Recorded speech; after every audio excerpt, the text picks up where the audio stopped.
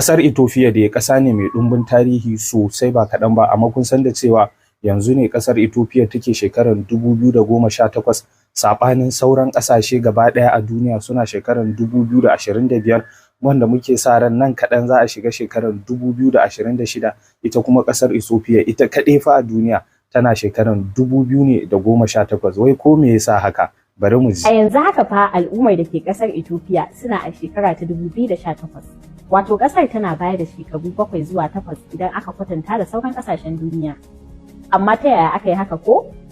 Ethiopia dai ƙasa ce mai ɗimbin tarihi kuma tana amfani da kalandar da ake amfani da ita a coci na gargajiyar ƙasar, wadda ta samo asali daga kalandar Coptic da ɗaɗɗiyar kalandar Kiristocin Masar tun kafin zamani, kamar yadda shafin Time and Date ya bayyana.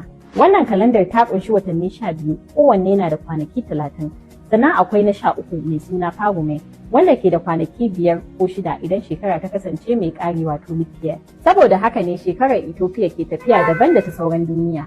Misali, a lokacin da duniya ta shiga watan Satumba 2025, Ethiopia kuwa ta shiga cikin shekara ta 2018. Dangane da yadda ake lissafa haihuwar Yesu a tsohuwar kalandar Julian kafin a gyara zuwa kalandar Gregorian da yanzu kusan duk kalandar ta gargajiya kaɗai ba, tana amfani da kalandar Gregorian ma, musamman a harkokin gwamnati, kasuwanci, bankuna da hulɗa da ƙasashen duniya, kamar yadda hukumomin ƙasar suka tabbatar.